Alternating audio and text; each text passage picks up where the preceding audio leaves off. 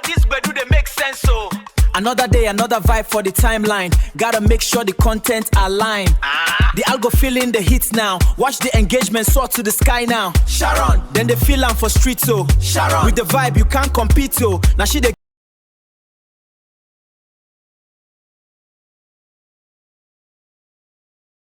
and welcome back to the channel. If you love powerful stories filled with emotions, surprises, and life lessons, you are in the right place. So get comfortable, relax, listen closely, and let's get into today's story. At exactly 2:17 in the morning, Daniel wakes up and reached to his wife. Her side of the bed was cold. She was gone. Gone to where? Not into the bathroom, not in the kitchen, not anywhere in the house. And on the pillow, where her head had been resting, was a small white envelope. Daniel opened it with shaking hands. Inside were only 5 words. "Please, don't look for me." He read them again and again. But Daniel didn't know what his wife Emma had not left because she stopped loving him. She left because she had discovered something that would destroy both their lives. Daniel and Emma had been married for 7 years. They were not rich. They lived in a small apartment and worked hard to pay their bills. Daniel drove a delivery van. Emma worked at a small coffee shop near the center city. They didn't have everything, but they had each other. At least, that is what Daniel believed.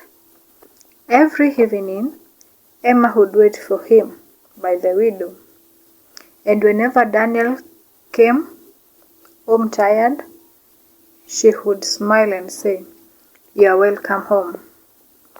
Those 2 words always made Daniel feel like the world was okay, but one winter evening, everything changed.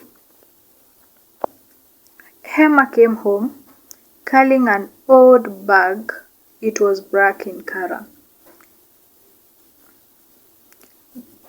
She looked flattered. Daniel noticed immediately. "Emma, what is wrong?" "Nothing." But Daniel knew his wife. That was not a normal. Nothing. That night, Emma barely slept. Daniel watched her lying beside him.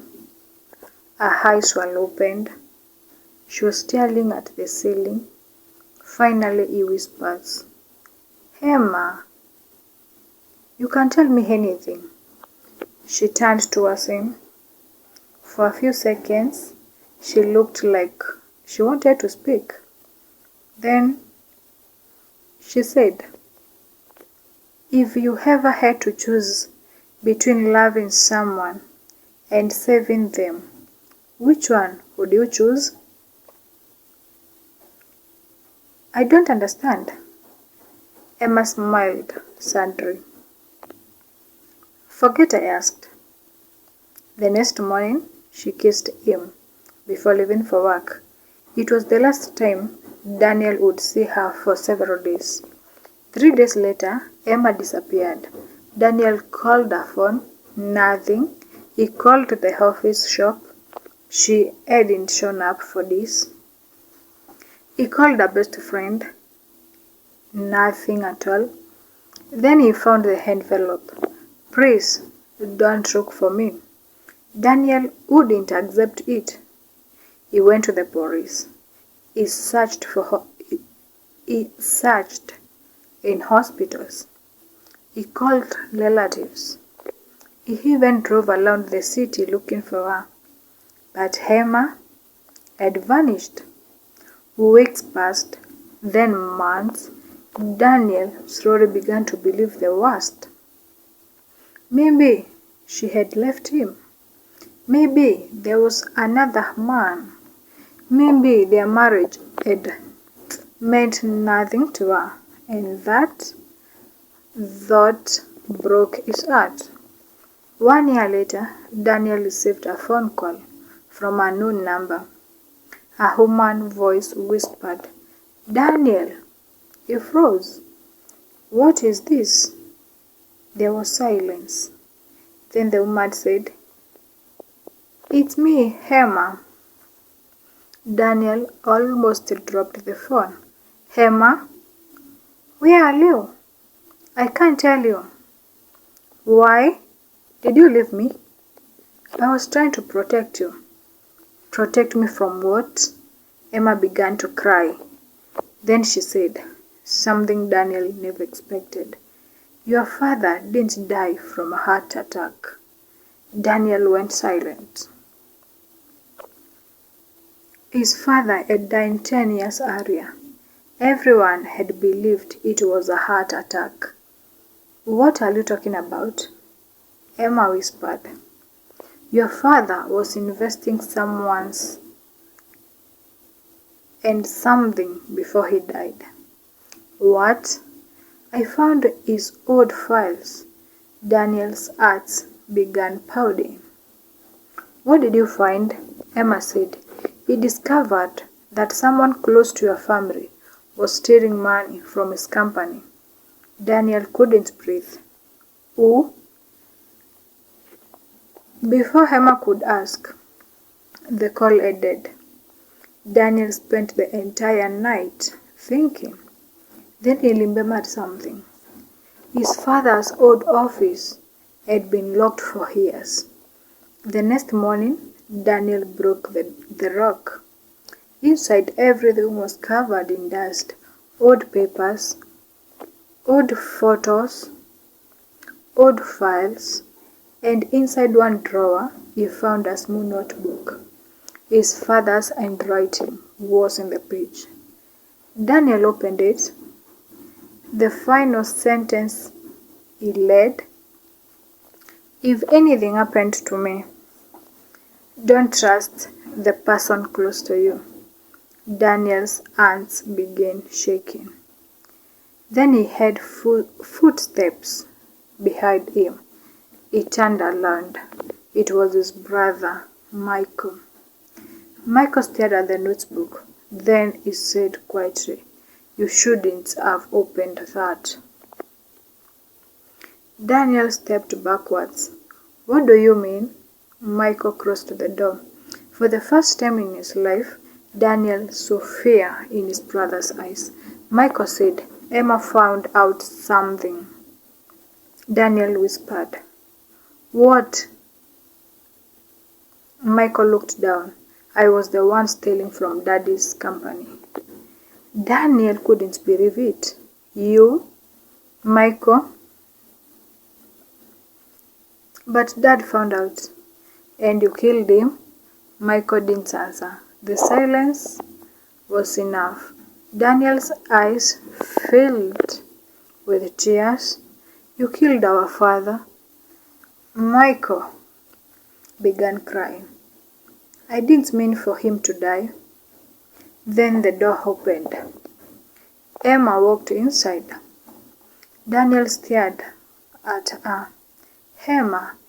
She leaned towards him. Daniel held her tightly. For one moment, neither of them spoke. Then Daniel whispered, "Why didn't you tell me?" Emma cried against his shoulder. "Because I knew they would come after you." She had spent the past year hiding and collecting evidence. She had left him because she believed it was the only way to keep him alive. The police were called. Mike was arrested.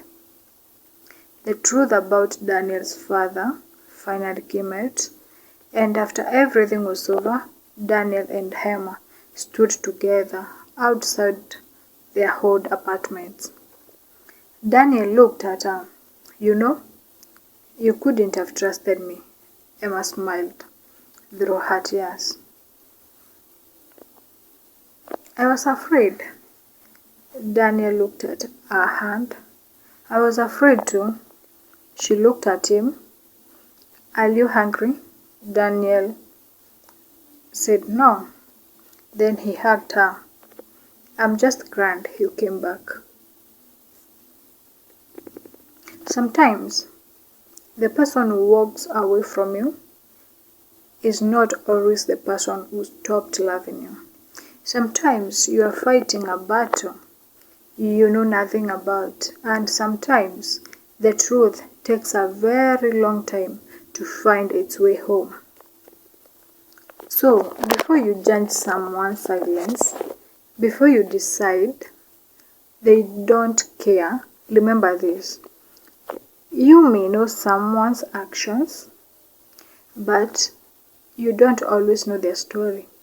And that is why you should never be too quick to judge.